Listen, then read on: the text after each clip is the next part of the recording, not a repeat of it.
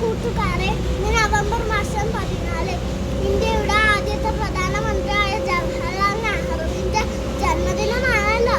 ഈ ദിനം നമ്മൾ ഇന്ത്യക്കാർ ശിശുദിനമായാണ് ആചരിക്കുന്നത്. എന്തുകൊണ്ടാണ് അറിയണ്ടേ? ചാച്ചാജിക്ക് കുട്ടികളെ ഭയങ്കര ഇഷ്ടമായിരുന്നു.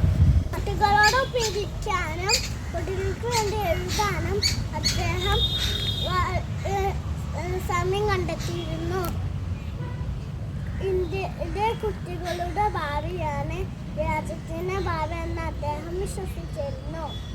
കുട്ടികളുടെ വിദ്യാഭ്യാസത്തിനും ആരോഗ്യ കാര്യങ്ങൾക്കും അദ്ദേഹം വളരെ പ്രാധാന്യം നൽകിയിരുന്നു. ബാലവേലയും കുട്ടികൾക്കെതിരായ ആക്രമണവുമില്ലാത്ത ഇന്ത്യയെന്ന് അദ്ദേഹം സ്വപ്നം കണ്ടിരുന്നത്. നെഹ്റു ആഗ്രഹിച്ച പോലെ നമുക്കും പഠിച്ചു വളർന്ന് രാജ്യത്തിന് വേണ്ടി പോരാടാം. നിങ്ങളും തയ്യാറല്ലേ? ജയ് ഹിന്ദ്. നന്ദി.